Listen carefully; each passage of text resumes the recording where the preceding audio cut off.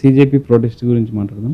Protest అయిపోయింది. ధర్మేంద్ర ప్రధాన్ రాజీనామా చేసిన ఒక నార్మల్ పార్టీని బీజేపీ ఒక డీల్ చేయలేక దాని ఒక పెద్ద పార్టీగా చేసిందని చెప్పేసి కూడా చాలామంది అంటారు. దానిపైన అంటే బీజేపీ కంప్లీట్ ఫెయిల్ అయిపోయింది. సీజేపీ ప్రొటెస్ట్ని గేమ్ ఆఫ్ యాక్షన్ ప్లాన్ని తట్టుకోలేకపోయిందని. బీజేపీ తప్పు చేసింది ఏంటంటే ఫస్ట్ ఆఫ్ ఆల్ ఈ ప్రొటెస్ట్ అలౌ చేయకూడదు. 2 రోజులు పర్మిషన్ ఇచ్చిన తర్వాత లాతితో కట్టి బయట పంపించాలండి. అది తప్పు చేశారు వాళ్ళు. ఓకే, వాళ్ళు ఏమనుకున్నారు, వీళ్ళు ఇంకా వీక్ అయిపోతారు, మళ్ళీ ఎవరు రారు. కమ్యూనిస్ట్ వాళ్ళ గురించి మర్చిపోయారు వాళ్ళు.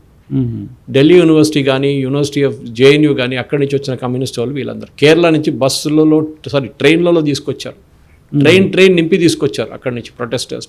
ఓకే, దుబాయ్ నుంచి ఒక ముస్లిం మొహమ్మద్ షాజీ కేరళ వాడు 23 మందికి తీసుకొచ్చారు. అక్కడ ఇది ఫ్లైట్ ఛార్జెస్ ఇచ్చి, హోటల్ ఇచ్చి, అకామిడేషన్ ఇచ్చి, ఫుడ్ ఇచ్చి ప్రొటెస్ట్ చేయడానికి తీసుకొచ్చారు.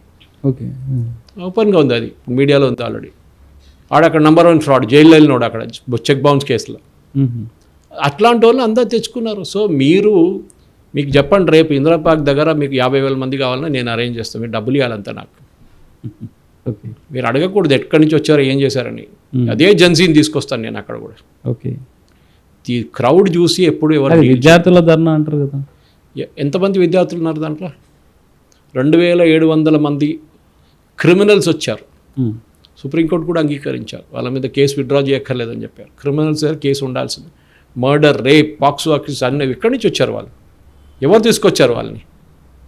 ఇదంతా మొబిలైజేషన్ అంటారు దీన్ని. ఇప్పుడు మన పొలిటికల్ లీడర్ స్పీచ్ ఉంటుంది, పరేడ్ గ్రౌండ్లో పెడితే ఒక్కొక్క టార్గెట్ ఇస్తాడు. అరే ఈ ఏరియాలో నువ్వు నువ్వు కార్పొరేటర్ నువ్వే కదా, నువ్వు 20,000 మందిని తీసుకురావాలి. నువ్వు బస్సులో తెచ్చుకుంటావో, ఎడ్ల బండ్లు తెచ్చుకుంటావో, ట్రైన్లో తెచ్చుకుంటావో నాకు తెలియదు. 20,000 మంది నీ వైపు నుంచి ఉండాలి, ఇంకొని పిలుస్తారు. అట్లా వాళ్ళు యాడ్ చేసుకుంటే 3 లక్షల మంది తీసుకొస్తారు. మొబిలైజ్ చేయడం అంటే ఇది. మీరు ఆ ప్రొటెస్ట్లో వచ్చిన వాళ్ళు half the fellows NEET full form తెలియదు. అట్లాంటి వాళ్ళు వచ్చారు, మీరు చూస్తుంటారు చాలా ఇంటర్వ్యూలు. మోదీ గారు అమ్మగారిని తిట్టడం, మోదీ గారిని తిట్టడం, దీనికోసం వచ్చారు. ఓకే, అంతే. దాంతో ఏమైంది, వారం తర్వాత ఇప్పుడు ఎవరు అడగట్లేదు వీళ్ళ గురించి, ఎవ్వడు అడగట్లేదు. తిట్టిన వాళ్ళు అపాలజైజ్ చేస్తున్నారు, ఏడుస్తున్నారు, వాళ్ళ అమ్మ నాన్న ఏడుస్తున్నారు. వాళ్ళు మేము అనుకున్నది అయింది. నెక్స్ట్ టార్గెట్ అమిత్ షానే ధర్మేంద్ర ప్రధాన్ అయిపోయిందని చెప్తున్నారు. అమిత్ షాని ఏమనుకున్నారు మీరు? అమిత్ షాని వీళ్ళు పిల్లలు ఇట్లా ఆడుకుంటారు ఆయన. Okay, nothing.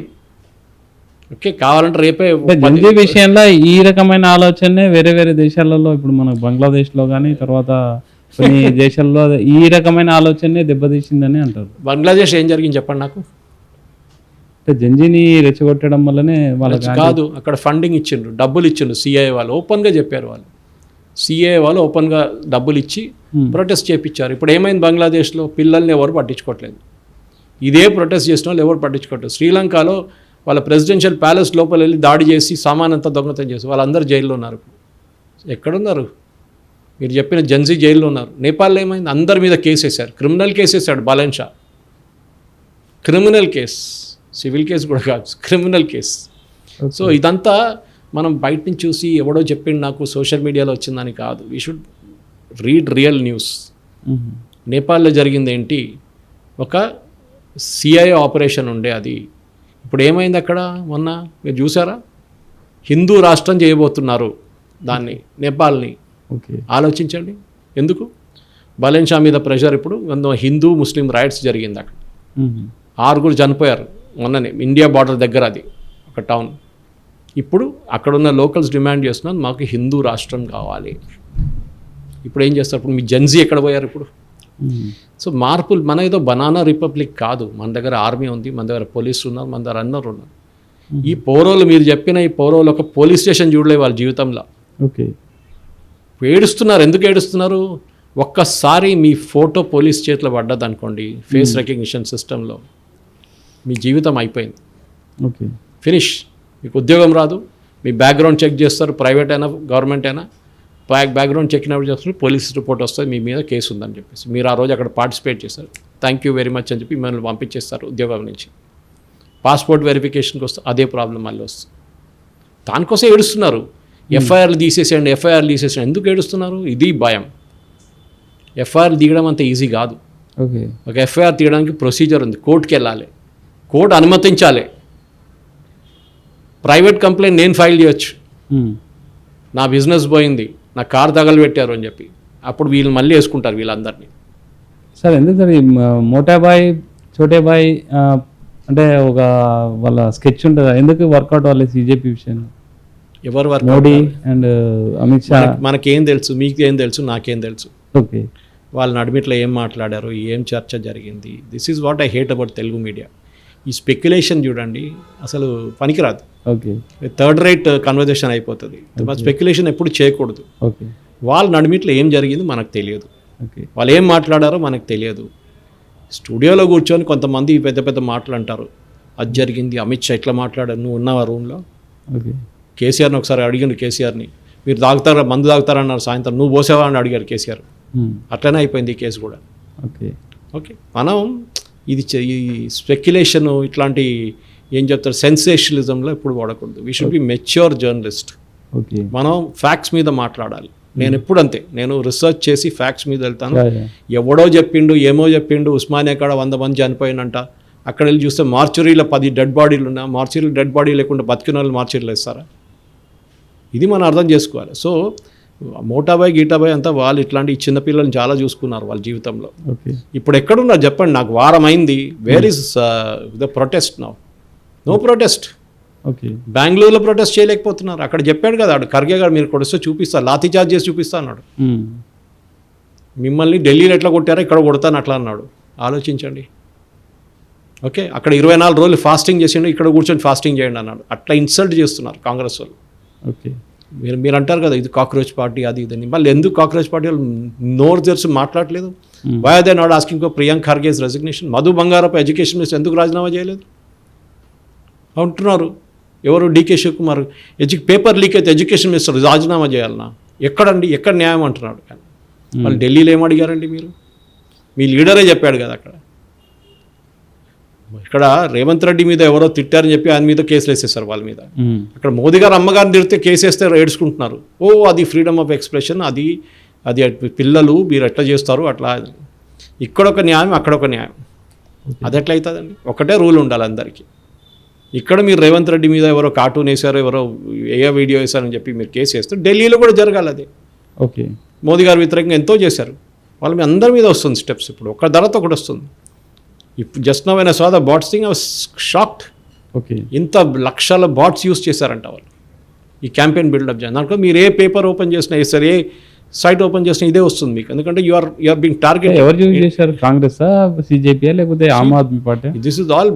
మీకు ఖత్తర్ నుంచి ఫుడ్ ఎవరు ఆర్డర్ చేశారు నాకు చెప్పండి. 600 మీల్స్ ఖత్తర్ నుంచి ఎవరు ఆర్డర్ చేశారు? బంగ్లాదేశ్ నుంచి మీకు ఎవరు జొమాటో, స్విగ్గీకి ఎవరు ఆర్డర్ ఇచ్చారు? అదంతా గవర్నమెంట్ దగ్గర ఉంది ఇప్పుడు డీటెయిల్స్. మాట గుర్తుపెట్టుకోవాలి, మీరు గవర్నమెంట్తోని పోటీ చేయలేరు. Government can simply finish you of. అట్లాంటి అమిత్ షాలో ఉంటే వీళ్ళు పెద్దోళ్ళని చూసుకున్నారు వాళ్ళు గుజరాత్లో ఉన్నప్పుడు. వాళ్ళ మీద కేసు పెట్టి అమిత్ షాని జైలు పంపించిన వాళ్ళు కాంగ్రెస్ వాళ్ళు. తర్వాత ఏం జరిగింది మనకు అందరు తెలుసు. ఓకే, ఇష్రత్ జహాన్ కేసు కానీ, ఓకే, ఇట్లాంటి కేసు చాలా చూసారు వాళ్ళు. వాళ్ళకి తెలుసు ఏం చేయాలని. ఇదంతా ఒక పాసింగ్ ఫేజ్. ఒకటే ఏంటంటే బీజేపీ నా అంచనా ప్రకారం చాలా ఫ్రీడమ్ ఇచ్చారు వీళ్ళకి. అప్పుడే వీళ్ళని కొట్టాలి ఉండే స్టార్టింగ్లోనే. ఏ రోజు మీరు 2 రోజులు అయిపోయింది, ఆ రోజు టెంట్ తీసి అంతా తీసి బయట పంపించాలండి అందరినీ. ఆ రోజు అయిపోతుండే. అదే అలో చేశారు వీళ్ళు కొన్ని రోజులు ఎక్స్ట్రా. అక్కడే వచ్చింది తప్పు. కానీ ఈ సోకాల్డ్ జెన్జీ ఇప్పుడు మీరు విలువండి జంతర్ మంతర్ గ్రామం ఒక్కడు రాడు. అదే ఎస్ఎఫ్ఐ వాళ్ళు వస్తారు. ఇప్పుడు దానికన్నా ముందు ఉన్న క్రౌడ్ రారు, ఎందుకంటే వాళ్ళకి భయం. పోలీసు వాళ్ళు చూస్తున్నారు, కెమెరా చూస్తుంది. ఇందిరాపార్క్ దగ్గర కూర్చున్న వాళ్ళందరి డీటెయిల్స్ పోలీసు వాళ్ళ దగ్గర ఉంది, అంటే ఐబీ దగ్గర ఉంది. మన దగ్గర ఇందిరాపార్క్లో వెళ్ళి స్టైల్లో ఫోటో తీసుకున్నారు, సెల్ఫీలు తీసుకున్నారు, వీడియో వేశారు, పేపర్లో ఫోటో వచ్చింది. అందరిది బాక్స్ చేసి వాళ్ళు తీసుకెళ్ళిపోతారు ఫేషియల్ రికగ్నిషన్ సిస్టమ్లో. అది వాళ్ళ పని. That is the job of IB, intelligence bureau. Triangulation చేస్తారు, ఎవరెవరు ఉన్నారు మొబైల్ యూజర్స్ ఆ ఏరియాలో, అందరు మొబైల్ డీటెయిల్స్ వచ్చేస్తాయి. Each one's background will be checked. మీరు ఎక్కడి నుంచి వచ్చారు, మీరు ఏం చేస్తున్నారు, మీరు ఎవరెవరితో మాట్లాడారు, వాళ్ళ దగ్గర మొత్తం ఫోన్ రికార్డ్స్ ఉంటుంది, కాల్ రికార్డ్స్. ఇది అన్నా మీరు ఎన్ని వాట్సాప్ మెసేజెస్ యాక్సెస్ చేశారు, ఎవరు వాట్సాప్ మెసేజ్ పంపించారు, ఎవరు రమ్మన్నారు ఇందిరా పార్క్కి, ఎవరు రమ్మన్నారు జంతర్ మంతర్కి, ఇదంతా డీటెయిల్స్ గవర్నమెంట్. ఇప్పుడు ఈ జెన్జీ అంటే కూడా కొంత మన పిల్లలు కూడా ఉంటారు సార్. లేరు, నా పిల్లలు లేరండి. అంటే మీన్స్ మన ఎడ్యుకేటెడ్ అయినా పేరెంట్స్, అమ్మ నాన్నని తిట్టిన పేరెంట్స్ ఎవరు పంపారు ఇట్లాంటి ప్లేస్కి. అంటే వాళ్ళు కొంచెం మోటివేట్ అయ్యో, అదే విద్యార్థులకు అన్యాయం జరుగుతుంది వెళ్ళే వాళ్ళకు మీరు ఏం చెప్తారు యాజ్ ఏ సీనియర్? అక్కడ ఎంతమంది నీట్ ఎగ్జామ్ రాసిన వాళ్ళు వచ్చారు అక్కడ? Okay, this is a political campaign, అర్థం చేసుకోండి.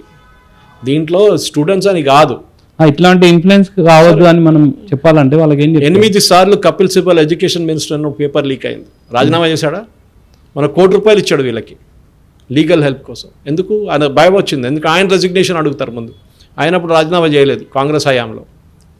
సో నేను అదే చెప్తాను, మీకు కావాలంటే చెప్పండి, రేపు పొద్దున్న నేను అరేంజ్ చేస్తాను 30,000 మందిని. పెద్ద పనేం కాదు. వాళ్ళు కూడా తిడతారు, ఫోన్లో ఇన్స్టాగ్రామ్ తీసుకుంటారు. వీళ్ళందరూ ఇన్స్టాగ్రామ్లో ఫాలోవర్స్ కోసం వచ్చారు, సబ్స్క్రిప్షన్ అమ్ముకోవడానికి వచ్చారు. Okay, now they are being investigated, భయపడి అకౌంట్స్ డిలీట్ చేస్తున్నారు వాళ్ళు. ఇది మనం అర్థం చేసుకోవాలి. This is a paid campaign ఇది మొత్తం.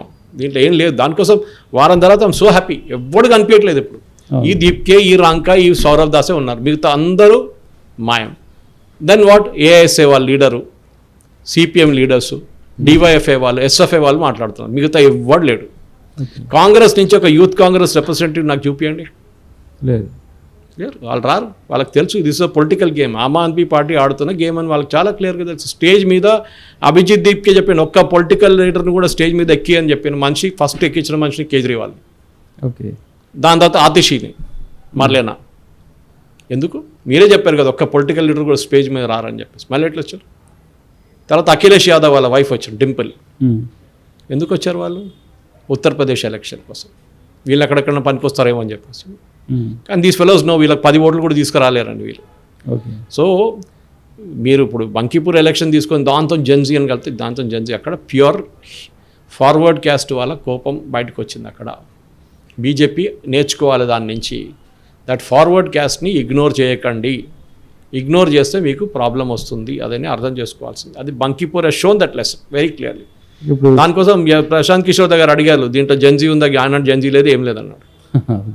ఆయనకు తెలుసు, because he's worked on a very minute campaign. ఆయన గల్లీ వెళ్ళిండు. ఆయన 4 నెలలు తిరిగిండు బంకీపూర్లో. Okay, so he knows everything. చాయ్ పై చర్చ నడిపించిండు ఆయన.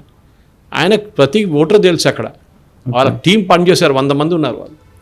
ప్రతి కాన్స్టిట్యున్సీలో ఉన్న వాళ్ళని బీజేపీ అట్లనే పనిచేస్తారు. వాళ్ళకు దో పర్చీ సిస్టమ్ ఉంది బీజేపీ అట్లనే. కానీ ఈసారి ఫార్వర్డ్ క్యాస్ట్ కశ్యప్ అందరు కలిసి బీజేపీ వ్యతిరేకంగా ఓటేశారు. Because BJP was pandering to backward caste అని వాళ్ళకు ఒక ఇంప్రెషన్ ఉండే. ఓకే, ఇంకోటి క్యాండిడేట్ మార్చడంలో. ఎందుకు మార్చారు మీరు క్యాండిడేట్ని? స్ట్రాంగ్ క్యాండిడేట్ ఉండే. మధ్యప్రదేశ్లో ఇంకో క్యాండిడేట్, ఆయన ఫార్మర్ మినిస్టర్ ఉండే, 4 సార్లు గెలిచిండు ఆ కాన్స్టిట్యున్సీ నుంచి. లాస్ట్ టైం ఓడిపోయాడు ఆయన. అక్కడ ఒక బై ఎలక్షన్ ఎందుకు వచ్చిందంటే కాంగ్రెస్ క్యాండిడేట్ని కన్విక్ట్ చేశారు ఒక కేసులో, దానికోసం ఆయన డిస్క్వాలిఫై అయిపోయాడు. కొత్త బీజేపీ క్యాండిడేట్ తీసుకొచ్చినప్పుడు ఆయన ఆ కాన్స్టిట్యున్సీ వాళ్ళకే తెలియదు ఎవడని. దానికన్నా పవర్ఫుల్గా ఉన్న మనిషిని వీళ్ళు టికెట్ ఇవ్వలేదు. ఆయన ధర్నా చేసిండు టికెట్ రాకుంటే. ఆయన చేసిండు, ఆయననే ఓడిపించిండు వీళ్ళు బీజేపీని. ఓకే, ఆయన ఉంటే ఈజీగా కలిసిపోతుండే బీజేపీ. సో మీరే ఇది యూపీలో జరిగింది లాస్ట్ ఇయర్ అదే. 2024 బీజేపీ ఓడిపోవడానికి కారణం బీజేపీకి 270 సీట్లు రాకపోవడం యూపీ. ఓకే, ఆ యూపీలో ఇదే political game back seat driving చేశారు బీజేపీ. అక్కడ పోయింది. యోగి ఆదిత్యనాథ్ చెప్పిన క్యాండిడేట్స్కి టికెట్ ఇవ్వలేదు, క్యాండిడేట్లు ఓడిపోయారు. అదే జరిగింది అక్కడ. సార్ ఇప్పుడు ఫైనల్ అంటే 2029లో సిజేపీ ప్రభావం ఏమైనా ఉంటుంది ఎలక్షన్? Nothing, zero. ఒక్క సీటు పోయి హాఫ్ సీట్ కూడా రాదు. వాళ్ళు ఆమ్ ఆద్మీ పార్టీ వాళ్ళు అక్కడికి వెళ్ళిపోతారు, రిటర్న్ ఆల్రెడీ వెళ్ళిపోయారు వాళ్ళు. Okay, they are already working back at Aam Aadmi Party. వాళ్ళ అబ్జెక్టివ్ ఇదే ఉండే, పొలిటికలీ మోదీని వీకెన్ చేయడానికి ట్రై చేస్తారు. దానికోసం చూడండి, ధర్మేంద్ర ప్రధాన్ రాజీనామా కాగానే అమిత్ షా రాజీనామా అన్నారు. అమిత్ షా రాజీనామా, మోదీ రాజీనామా. వీళ్ళకి ఇదే ఏముండే, మోదీని దింపలేము, ఎట్లయినా రాజీనామా అడిగితే మోదీ ఇచ్చేస్తాడు నాకు రాజీనామా రాసి అనుకుంటాం. పిచ్చోలా, మోదీ అంత వీక్ క్యాండిడేటా? This is not possible. మీరు ఒక పొలిటికల్ ఇండియన్ డెమోక్రసీ చూస్తే ఇట్లా పనిచేయదు. ఇండియన్ డెమోక్రసీ జెన్జీ అంటారు. ఈ జెన్జీ ఎంతమంది ఉన్నారు? How many people did represent? Tamil Nadu నుంచి ఎంత జెన్జీ వచ్చారు, కర్ణాటక నుంచి ఎంత జెన్జీ వచ్చారు. అందరూ ప్రొటెస్ట్ చేయడానికి అక్కడిక్కడ వచ్చారు, అందరు చేశారు. ఫ్యాషనబుల్ కదా, అది ఉండాలి క్రౌడ్లో. మీరు జెన్జీకి ఎట్లా అయిపోతుందంటే మీరు పియర్ ప్రెషర్లో వర్క్ అవుతారు. అరే నువ్వు ఇంట్లో, నేను రాలేదా, అరే నేను అవుట్ సైడర్ అయిపోయాను, నేను కూడా ఉండాలి అక్కడ, నేను కూడా 2 ఇన్స్టాగ్రామ్ చేసి వేసేస్తే నాకు కూడా అందరూ వెళ్ళావు, నువ్వు కూడా ప్రొటెస్ట్ చేసావు, చాలా మంచి పని చేసావు, దాంతో ఏమొచ్చింది నీకు? పోలీసులో పేరు వచ్చేస్తుంది నీకు, అంతే. Okay, that is what happen finally. నేను మళ్ళీ పిల్లలకి చెప్తున్నాను, డోంట్ మీ పొలిటిక్స్లో ఫుల్ టైం దిగాలంటే దిగండి. ఓకే, లేకుంటే మీరు దీంట్లాంటి దానికి వెళ్ళకండి. మీరు ప్రొటెస్ట్ చేయాల్సింది మీ హాస్టల్లో ఫుడ్ బాగాలేకుంటే లేకుంటే మీకు ప్రొఫెసర్స్ రావట్లేదు అని చెప్పి దయచేయండి. మీ అమ్మ నాన్న కష్టపడి మీకు డబ్బులు ఇచ్చి చదివిస్తున్నారు. ప్రొటెస్ట్ చేయడానికి కాదు, ప్రొటెస్ట్ చేయండి, మీ పొలిటిక్స్లో దిగేసేయండి ఫుల్ టైం. ఓకే. అది వాళ్ళు అక్కడ కమ్యూనిస్ట్ వాళ్ళు ఉన్నారు, వాళ్ళ పని ఇది. జేఎన్యూలో 40 సంవత్సరాల దాకా పిహెచ్డీ చేస్తారు వాళ్ళు అక్కడ. సో అది మనం చేయకుండా మన పిల్లల్ని చదువు చెప్పి దానికోసం స్కై రూట్ లాగా ఉంది, అగ్నికుల్ లాగా ఉంది, ధృవ ఏరోస్పేస్ ఉంది, అపోలో డైనమిక్స్లో 15 మంది బిట్స్ పిలానీలో. ఎందుకు వాళ్ళు కూడా ప్రొటెస్ట్ చేయొచ్చు కదా, మేము కూడా జెన్జీ అని చెప్పేసి. దే నో మీరు ఉద్యోగం, this is the most important challenge for us. Education చేయండి, దాని తర్వాత ఉద్యోగం మీరు అదర్ స్టార్టప్ పెట్టుకోండి, ఏమైనా చేయండి. కానీ మీరు ఇట్లాంటి పనికి దిగితే రేపు మీ బ్లాక్ మార్క్ వచ్చేస్తుంది మీ పేరు ఎదురుగా, ఎప్పుడు మిమ్మల్ని ముట్టడు. అదే జరిగింది ఇప్పుడు కూడా. పిల్లలు ఇప్పుడు దాని ఇంప్రెషన్ ఇప్పుడు తెలుస్తుంది, ఏడుస్తున్నారు, అపాలజైజ్ చేస్తున్నారు. వాళ్ళ అమ్మ అపాలజైజ్ చేస్తే ఏడుస్తుంది. మా అమ్మాయి 15 సంవత్సరాల అమ్మాయిని మీరు ఎట్లా పంపించారండి ఇన్స్టాగ్రామ్లో? మీరు ఎట్లా అలవ్ చేశారు మీ అమ్మాయిని? ఇన్ని రోజుల నుంచి ఇన్స్టాగ్రామ్లో ఉంది ఆమె. How did she get in to Instagram? మీకు తెలియదు ఆమె అండర్ ఏజ్ అని చెప్పేసి. ఇది మనం అర్థం చేసుకోవాలి. ఎవరైనా ఈ సోషల్ మీడియాలో పోతే harassment is very common. Harassment చేయడం చాలా కామన్. హెరాస్మెంట్ సోషల్ మీడియాలో మీరేం చేయలేరు. అట్లాంటి పరిస్థితుల్లో ఉన్నారు ఇప్పుడు మనం. సో మీరు ఎక్స్ప్లాయిట్ చేయడానికి ఒక బస్సు ఇట్లా ఆపి మహారాష్ట్ర పోలీస్ది బంగ్లాదేశ్లో ఒక అమ్మాయి చేసి చూపించి 16 లక్షల సబ్స్క్రిప్షన్స్ అమ్ముకుందామే. దానికోసం వచ్చింది. మన వాళ్ళు ట్రైజ్ చేస్తున్న అందరు పిచ్చోళ్ళు, మీడియాలో అందరూ చూడండి ఆమె మస్తు అమ్ముకుంది. ఇప్పుడు ఆమె నవ్వుతుంది అందరి మీద. ఆమె అంటూ నాకు డెత్ థ్రెట్స్ వస్తుంది, అది వస్తుంది, ఇది వస్తుంది. మీరే చేశారు కదా. You are not a protester. ఆమె అంటుంది నేను ప్రొటెస్ట్ ఏం చేయడానికి రాలేదు, నేను ఆ పిక్చర్ తీసుకోవడానికి వచ్చాను నా ఇన్స్టాగ్రామ్ కోసం. మన అందరూ ఎవరెవరు భజన వాడారో వాళ్ళందరూ ఇప్పుడు ఏం చేయాలని అర్థం కావట్లేదు వాళ్ళకి. వాళ్ళ పోస్టులు డిలీట్ చేస్తున్నారు వాళ్ళు. ఓకే.